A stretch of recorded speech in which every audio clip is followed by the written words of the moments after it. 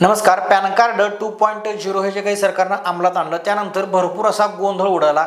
तो जनतेतून गोंधळ असा की माझं पॅन कार्ड चालेल का, माझ्याजवळ जुनं पॅन कार्ड आहे मग ते नवीन कसं करायचं, किंवा मी नवीन पॅन कार्ड काढू का, नवीन काढल्यानंतर ते आता मी नवीन तुर्तास काढलं आहे तर ते आता चालेल का, QR कोडचं जे काही आहे तर QR कोड माझ्या अगोदरच्या पॅन कार्डवरती आहे मग ते चालेल का, माझ्याकडे 2 पॅन कार्ड आहेत मग 2 पैकी कोणतं चालेल, मी कोणतं बंद करू किंवा त्यामध्ये कोणतं अपडेट करू.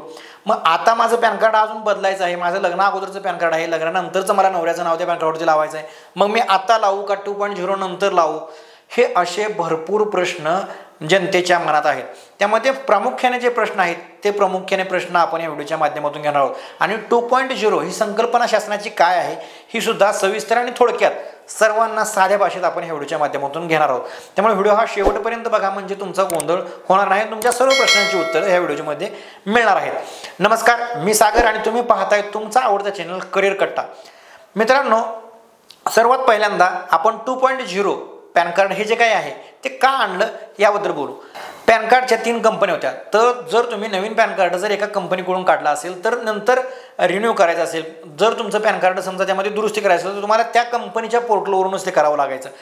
आता असं न होता 2.0 आल्यामुळे तुम्हाला पॅन कार्डचं एकच पोर्टल येणार आहे. या एकाच पोर्टलवरती सर्व पॅन कार्डची कामं होणार आहेत. नवीन पॅन कार्ड असो, त्यावरती QR कोड असो किंवा तुमची काही दुरुस्ती करायची असेल तर ते सर्व या एका पोर्टलवरून होणार आहे. त्यामुळे गोंधळ न होता किंवा 2-3 पोर्टलवरमुळे डाटा हा वेगवेगळा कलेक्ट केला जायचा तो आता एका जागी एका पोर्टलवरून कलेक्ट होणार आहे. 2.0 मध्ये दुसरा बदल करण्यात आला आहे तो म्हणजे सर्वात फास्ट आणि वेगवान पॅन कार्ड तुमच्यापाशी पोहोचलं पाहिजे.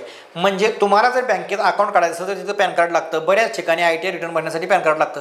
तर तिथं बऱ्याच जणांना लवकरात लवकर पॅन कार्ड हे उपलब्ध होत नाही.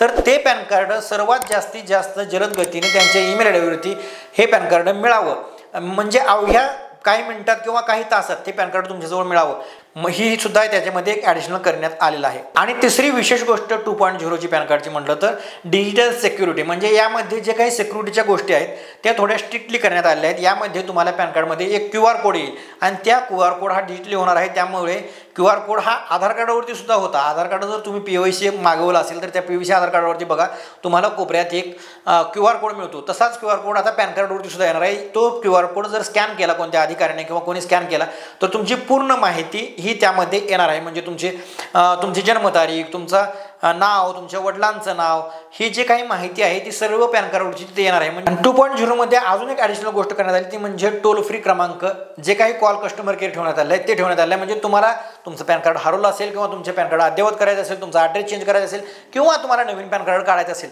तर त्यासाठी तुम्हाला कस्टमर केअर अवेलेबल असणार आहे आणि ते तुम्हाला तुमची मदत करणार आहे.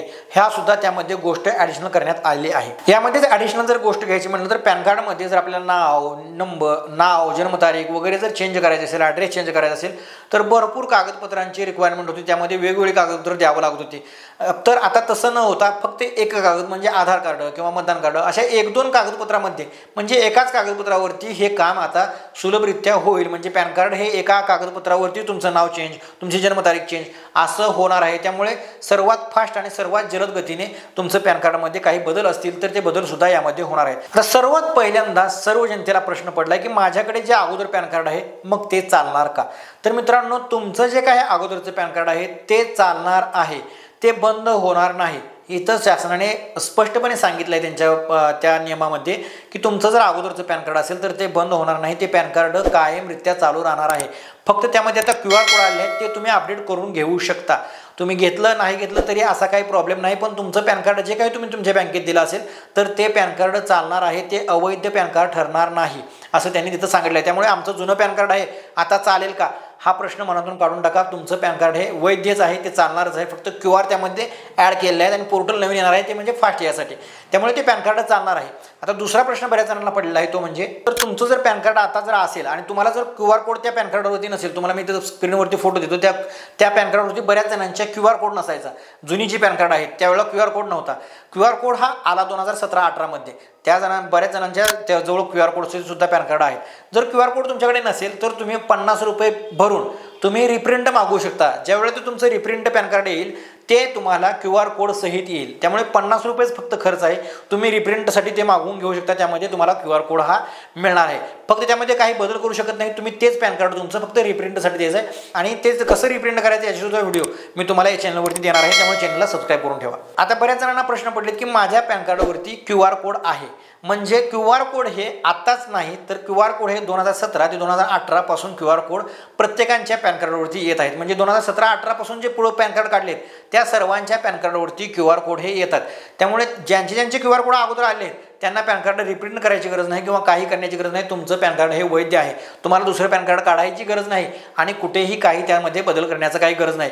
तुम्ही त्यामध्ये काही चेंजेस करणार असाल नावा जन्मतारीख तर ते तुम्ही करू शकता, पण तुम्हाला घाबरायची काही गरज नाही, ते पॅन कार्ड हे वैध ठरणार आहे। आता बऱ्याच जणांना प्रश्न पडलेत की आता माझं पॅन कार्ड हे आहे पण त्यामध्ये काही बदल करायचे आहेत, मग ते 2.0 आल्यानंतर आम्ही बदल करू की आता करू? तर तुम्ही कधीही बदल करा। तुम्ही आता जरी बदल केला तरी त्यासाठी कागदपत्र लागणार आहेत, त्याच्यासाठी जे काही चार्जेस आहेत ते लागणार आहेत।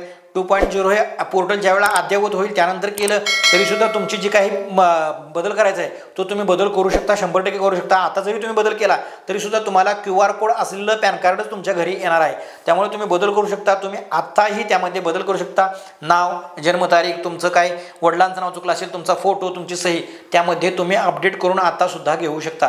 पोर्टल हे आजही चालू आहेत सर्व, फक्त सर्व मिळून एक पोर्टल येणार आहे, त्यासाठीच 2.0 हे लॉन्च करण्यात येणार आहे। त्यामुळे मित्रांनो पॅन कार्ड कोणतंही चालणार आहे, तुमच्याजवळ जुना असेल तर चालणार आहे, नवीन पॅन कार्ड असेल तरी ते सुद्धा चालणार आहे। तुमच्या पॅन कार्डवरती QR कोड आहे तर तुम्हाला बदलायची गरज नाही, ते सुद्धा चालणार आहे। आणि पॅन कार्डवरती जर QR कोड नसेल तरी सुद्धा चालणार आहे, पण तुम्ही रिप्रिंट करून 50 रुपये घेऊन रिप्रिंट करून तुम्ही पॅन कार्डला QR कोडचा असलेलं पॅन कार्ड तुम्ही मागवून घेऊ शकता। तर मित्रांनो यामध्ये गोंधळायचं काही कारण नाही, सर्व पॅन कार्ड हे वैध आहेत। फक्त 2.0 आल्यानंतर त्यामध्ये जे काही बदल करण्यात आले आहेत किंवा त्यावरती पॅन कार्ड कसं काढायचं याचे सुद्धा व्हिडिओ आपण या चॅनलवरती टाकणार आहोत, त्यामुळे चॅनलला सबस्क्राईब करून ठेवा, कारण यामध्ये ज्या काही अपडेट्स येतील त्या अपडेट्स तुम्हाला वेळोवेळी आम्ही देण्याचा नक्कीच प्रयत्न करणार आहोत। त्यामुळे चॅनलला सबस्क्राईब करा। परत भेटू असाच एक माहितीपूर्ण व्हिडिओ घेऊन।